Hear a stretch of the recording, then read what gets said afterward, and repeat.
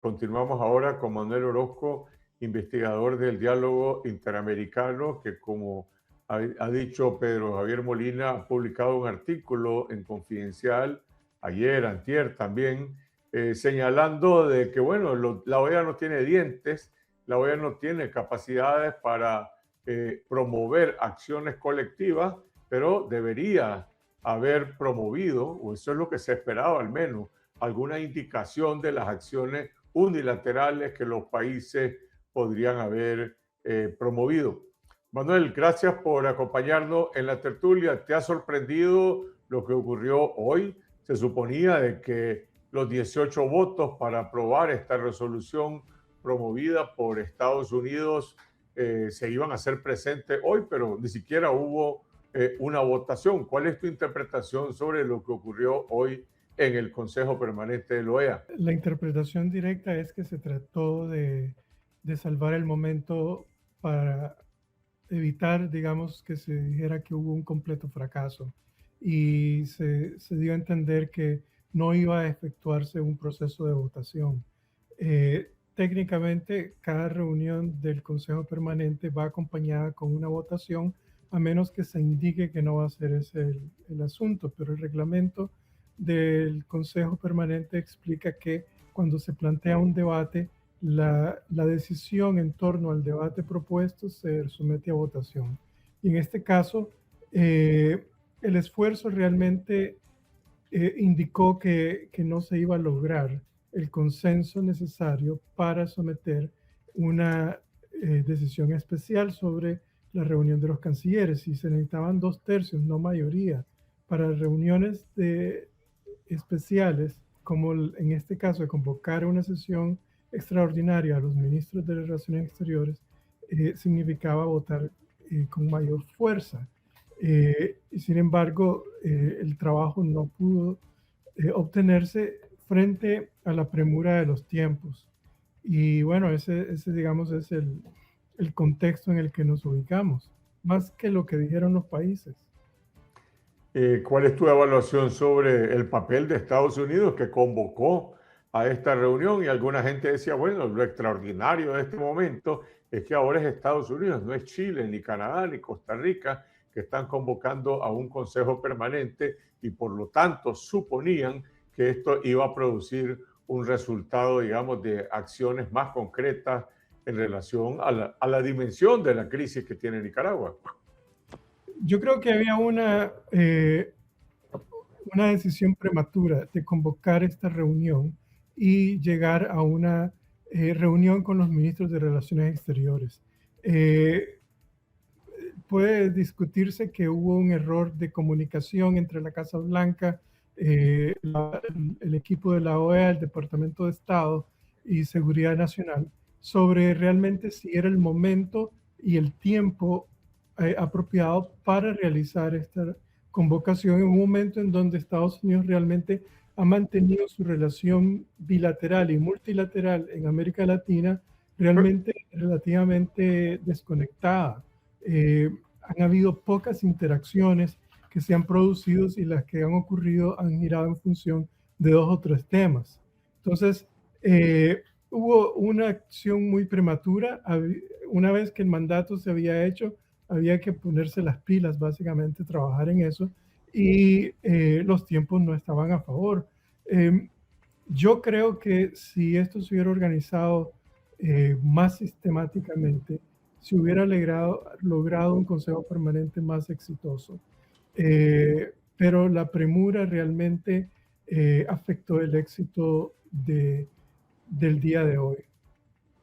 Nos acompaña ya con nosotros Félix Maradiaga, coordinador, presidente de Ruta por el Cambio. Félix, gracias por participar hoy en esta conversación en la tertulia con Manuel Orozco y también mis colegas periodistas que acaban de estar en la primera parte de este programa. Este es el primer round de las gestiones de la OEA. ¿Qué se puede esperar? Termina aquí las gestiones de la OEA, las gestiones de los países. ¿Qué podemos esperar en las próximas semanas, en los próximos meses? Muchas gracias por la invitación, Carlos Fernando, y qué gusto compartir con Manuel. Coincide que efectivamente se ve un elemento de premura en esta reunión. Sin embargo, me parece que hay una tensión entre la necesidad del sistema, digamos, iberoamericano de dar una respuesta ante una situación verdaderamente urgente y que pone en una situación de entredicho la verdadera capacidad de la OEA de dar respuesta a una crisis como esta, es decir, la necesidad de dar una respuesta, de salir a dar la cara, y por otro lado, la realidad que trasciende a Nicaragua de un hemisferio que no se pone de acuerdo en la hoja de ruta para atender las dictaduras y concretamente una dictadura de la complejidad que tiene el régimen de Ortega. Creo que un elemento importante es un cambio de narrativa generalizada, es decir, hay sobre la mesa una clara discusión alrededor del tema de seguridad. Creo que es fundamental, y he tenido la oportunidad de leer los artículos de opinión de Manuel, donde coincidimos plenamente, que los dientes de la OEA no son sus dientes como sistema colegiado o como club de democracia, sino más bien las acciones que se podrían tomar de manera unilateral por los países miembros. Así que creo que esta reunión, si bien es cierto, los que hemos estado trabajando arduamente junto a una amplia red de opositores en que esto tenga buenos resultados, tenemos que ver esto como el piso y no como el techo de lo que se espera. Naturalmente queda mucho por hacer.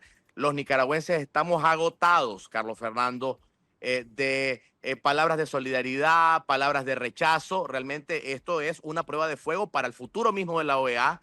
Si no hay una convocatoria temprana a la reunión de cancilleres con acciones de mayor contundencia, creo que esto pondrá a una crisis no solo a nosotros los nicaragüenses como oposición democrática, sino al sistema en su conjunto. Félix, una pregunta. Ciertamente, como ha señalado Manuel, lo que se esperaba eran acciones de los países, pero lo que a mí no me queda claro es realmente cuánto consenso hay entre los que hoy se pronunciaron a favor de esta resolución de que la crisis de Nicaragua los afecta a ellos. Lo dijo Costa Rica, ciertamente, lo dijo algún otro país, pero yo no sentí de que esa fuera la tónica. Me parece que la tónica fue la tónica tradicional. Nicaragua está violando los derechos humanos, Nicaragua está violando la Carta Democrática, está violando principios de elegir y ser electo. Entonces, ¿qué piensan ustedes? La OEA, los países de la OEA van a actuar sobre la base de consideraciones de democracia y derechos humanos, o acaso van a seguir vamos a ver, el liderazgo de Estados Unidos, que está diciendo, en algún momento lo dice, en otros vuelven a ver para otro lado, que la crisis de Nicaragua tiene una afectación a la seguridad del continente? Bueno, creo que hay que reconocer dos aspectos que son complejos y que responden tu pregunta, al menos parcialmente, Carlos. La primera es que de manera inequívoca la actual administración es la principal alianza geopolítica de la oposición nicaragüense, por razones que todos conocemos. Pero por otro lado, hay que reconocer que la misma política exterior de la administración actual de Estados Unidos ha generado una serie de tensiones a aquellos que apoyan medidas multilaterales. Sabemos que la acción hacia Venezuela generó una enorme tensión y grandes cuestionamientos de otros estados latinoamericanos que tienen un gran peso en la OEA. Me refiero específicamente a países como México, a países como Brasil. Y por otro lado, eso genera una contradicción. Claramente Estados Unidos no tiene el control, digamos, de la organización en cuanto a sus posicionamientos. Y eso genera un rebote hacia Nicaragua, pero no se refiere al tema nicaragüense, Carlos Fernando. Yo creo que lamentablemente los nicaragüenses estamos pagando los platos rotos de un sistema que no tiene consenso frente a esto. Aún con todo esto, Carlos Fernando, sé que es un tema difícil de poder transmitir porque hay muchas cosas que se leen entre líneas, cosas que se conversan en pasillos. Yo era sumamente pesimista hace algunos meses de seguir utilizando el sistema interamericano para algunas acciones. Habíamos, como muy bien lo ha mencionado en otras oportunidades, Manuel Orozco, enfatizado en la importancia de la acción unilateral de los estados que podrían hacer más, llamar a consulta a sus embajadores, retomar algunas de las sanciones que Canadá y Estados Unidos ya han puesto, etcétera. Sin embargo, el error de Ortega, porque es un error garrafal de colocarse nuevamente en el radar, pone en entredicho la posición que ha tenido en contrapeso a Estados Unidos, Brasil y México. Pero no se refiere, Carlos, y lo quiero insistir, únicamente a Nicaragua. Es decir, no podemos esperar de que haya un acuerdo directamente con Nicaragua mientras hay roces diplomáticos sumamente complicados con Estados Unidos. Yo creo que una posición importante de la oposición, Carlos, es no colocar todas nuestras esperanzas únicamente en Estados Unidos. Hay que ser muy cuidadosos en eso y creo que eso es un mensaje poco popular, pero es importante trabajar con los otros estados aliados.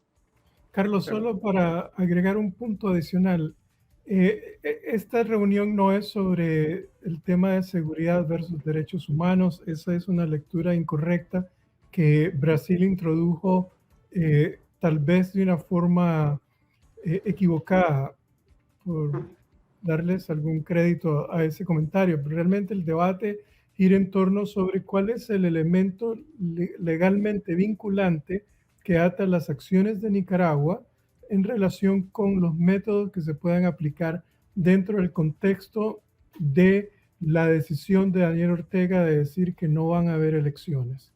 No es un tema de seguridad, es un tema estrictamente relacionado con la democracia.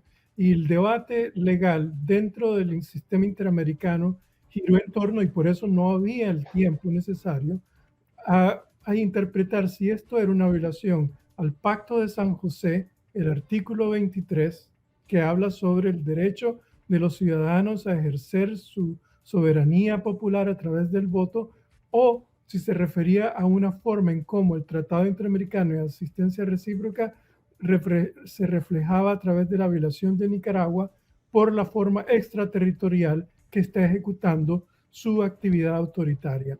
Y el debate realmente tiene como punto fundamental las medidas coercitivas que puedan ser aplicadas en función de esa vinculación legal. Y ahí es donde se queda pegado el sistema interamericano y los Estados miembros. No es un tema de seguridad estrictamente hablando, porque la seguridad democrática es una realidad, sino que es realmente el método coercitivo, y ahí es donde se encuentran los estados realmente con el problema. Bueno, el sistema multilateral carece realmente de métodos coercitivos que no sea el TIAR. Dos preguntas. ¿Cómo están leyendo lo que ocurrió hoy en el Consejo Permanente de la OEA en el Carmen? ¿Qué dice la dictadura? Bueno, no van a decir nada posiblemente, pero Rosario Murillo, Daniel Ortega, ¿se sentirán hoy respaldados por esta falta de acción de la OEA?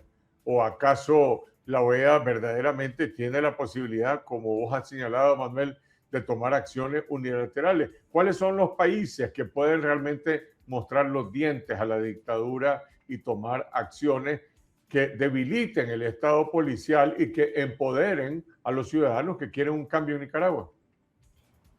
Mira,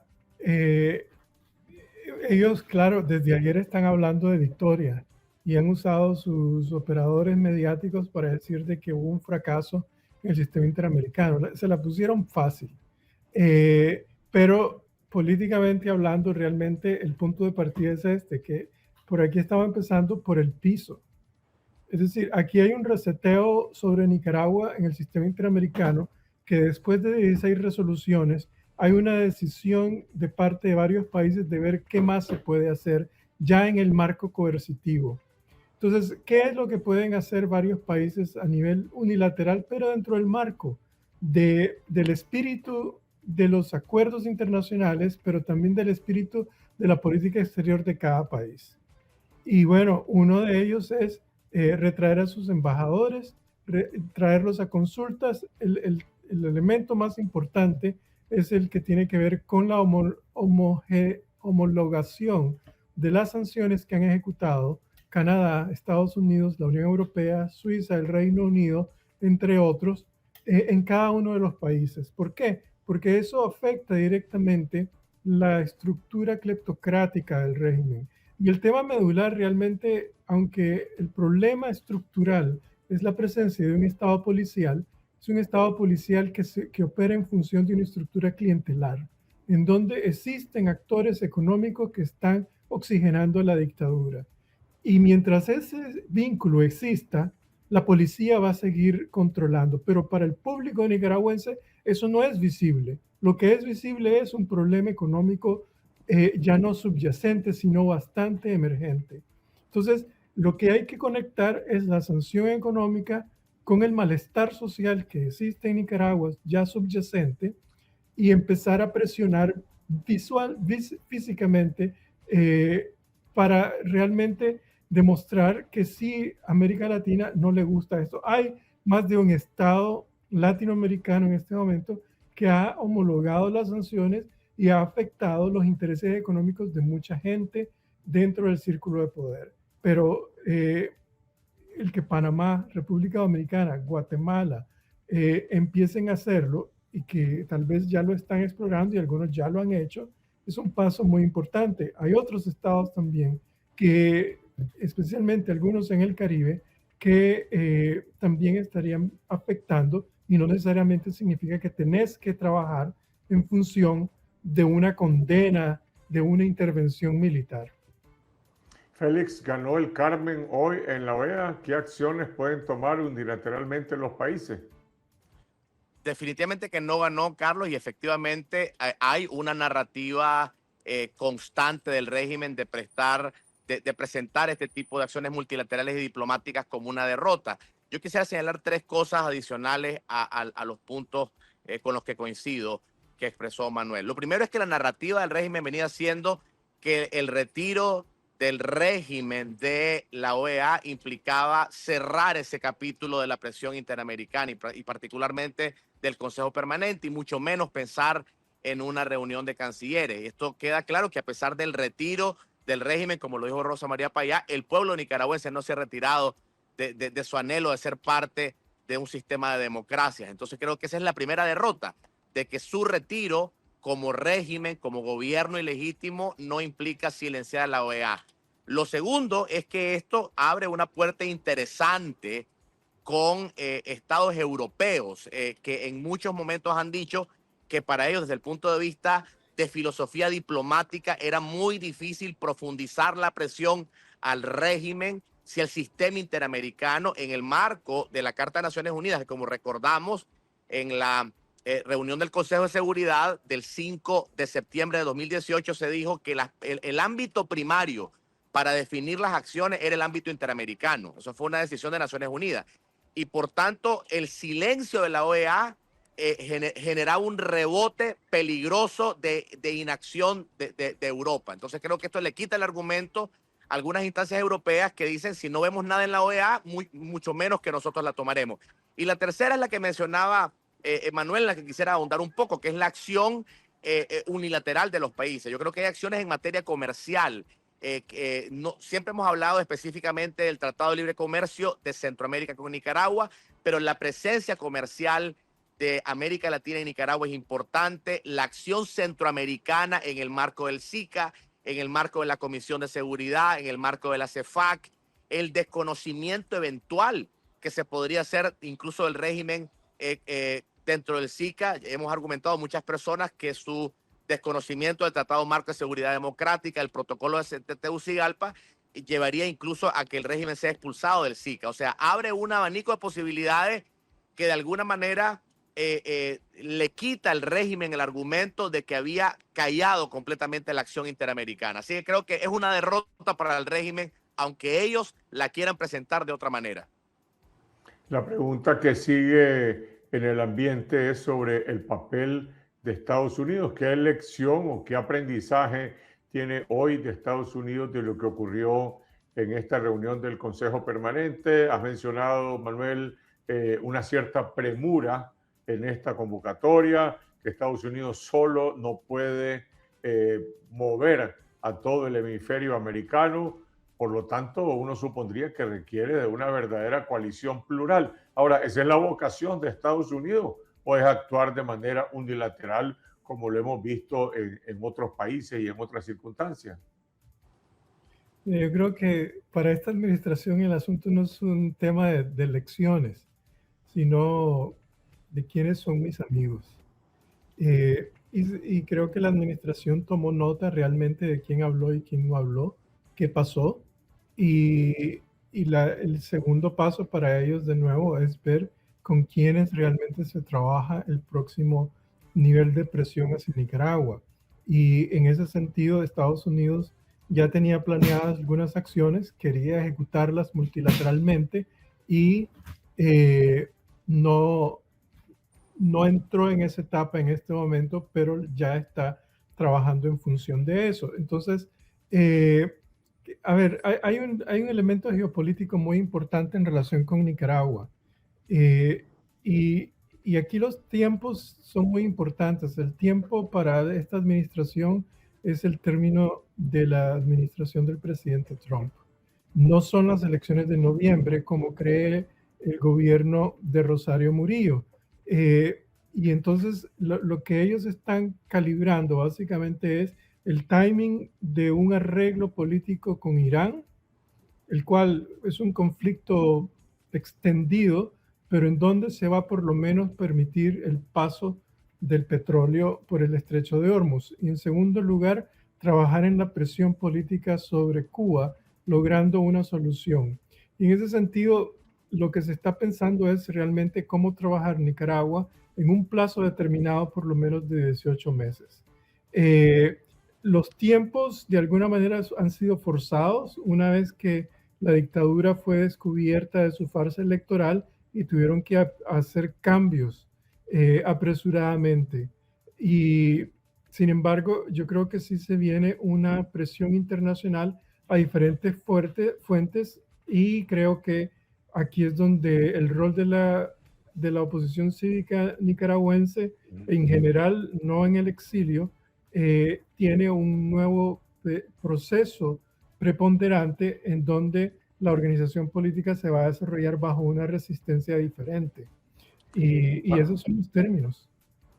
Esos 18 meses que hablaba Manuel, supongo que estás pensando en términos de coaliciones diplomáticas, de acciones de países, de gestiones internacionales, pero vamos a la cancha de Nicaragua. ¿Qué impacto tiene esto que ocurrió hoy en Nicaragua? Ya hablamos un poco del Carmen, para la oposición nicaragüense y para otros sectores como los servidores públicos, civiles y militares que están viendo esta situación y dicen, bueno, la dictadura va a dilatar 14 años más, o como dice el régimen, van a tener otra farsa electoral en 2028, y qué acciones pueden tomar ellos. ¿Cómo impacta esta especie de impasse, Félix, que se está viviendo en Nicaragua y qué puede hacer la oposición?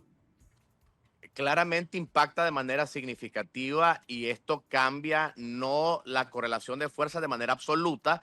Sería quizás inapropiado exagerar la correlación de fuerzas de un régimen que tiene las armas, que tiene un estado policial, que ha capturado el estado, pero claramente cambia la dinámica.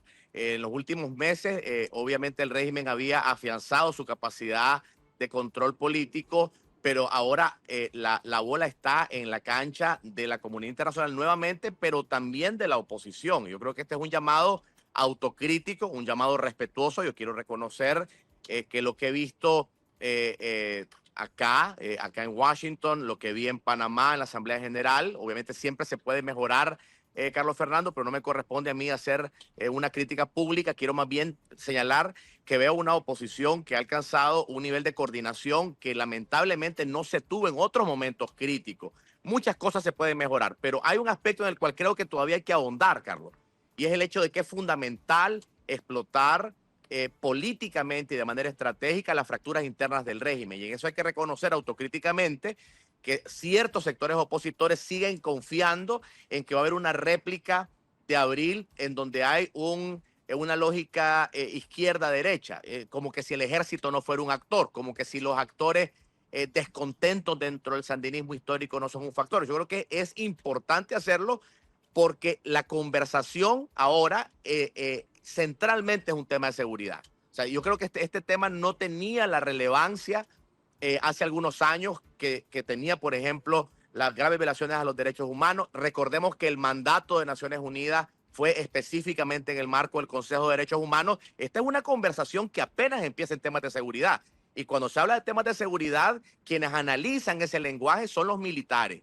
¿Van a ser parte del problema o van a ser parte de la solución? Entonces, tu pregunta, Carlos, creo que es un momento de reflexión fundamental a la oposición, que tiene que hablarle de manera directa a los militares nicaragüenses. Le tiene que hablar de manera directa a los trabajadores del estado descontento. Si no hay una explotación en el sentido político, si no se aprovecha al máximo esas fracturas que sí existen, vamos a haber perdido un momento histórico fundamental. El cambio no va a venir totalmente de la acción del exilio, Carlos Fernando.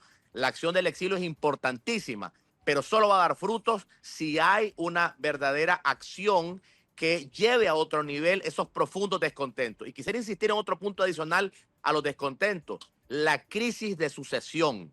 Realmente este tema, la dictadura lo abre con un error estratégico porque Ortega no se siente cómodo con la sucesión. Lo he dicho en otro momento, siente que hay una oposición que a pesar de sus debilidades le reta el poder y deja a Laureano y a Murillo sin una sucesión asegurada. Hay que moverse en la dirección de hablarle directamente a los militares nicaragüenses y a los sectores descontentos de los trabajadores del Estado. Sí, si puedo agregar Bueno, un punto, Carlos. adelante. El análisis de riesgo político te indica que Nicaragua entró en un declive autoritario, no un declive democrático. Es decir, que la situación de la concentración del poder en Nicaragua por parte de Rosario Murillo está tocando techo, está llegando a su tope y sus fichas se están disminuyendo, se han venido disminuyendo, son menos de 50 operadores trabajando para ellas con mayor disconformidad de cómo apoyarla. El ejército puede ser uno de esos actores que está sintiendo una desconfianza de continuidad, en parte porque ellos ven un punto importante, es que no realmente no hay sucesión. Después de Murillo no hay nada. Entonces, ¿qué es lo que vas a hacer cuando realmente no hay un liderazgo aún autocrático? Entonces, ese declive autocrático se está manifestando en diferentes formas. Una, con una inconformidad dentro del círculo de poder. Dos, que se está formando una desaceleración económica que puede desencadenar en un problema serio en la economía de Nicaragua a 12 meses o tal vez un poco antes. Ya se está produciendo una creciente salida migratoria que no se conoce visiblemente, pero ya está saliendo más gente mes a mes. Y en otro aspecto, creo que los grupos cívicos están interactuando más entre ellos, no solamente entre el exilio. Entonces, sí hay un momento crítico a esta coyuntura que realmente marca un hito en el proceso político nicaragüense. No es un cambio inminente el que viene ocurriendo, pero tampoco es el fin de la lucha por la transición democrática en Nicaragua, sino más bien otra etapa en la que estamos entrando, en un momento en donde la vida, el ciclo político de la vida de Rosario Murillo y Daniel Ortega realmente tiene meses de duración. Gracias, Manuel, Félix y a todas las personas que nos han acompañado hoy en la tertulia de Confidencial. Seguiremos analizando las consecuencias de lo que ocurrió hoy en el Consejo Permanente de la OEA, que viene después. Se convocará o no a una reunión de los ministros de Relaciones Exteriores de la OEA, que pueden hacer los países de manera individual, dado que claramente la OEA como organismo hemisférico se ha demostrado que no tiene dientes para tomar acciones en la crisis de Nicaragua.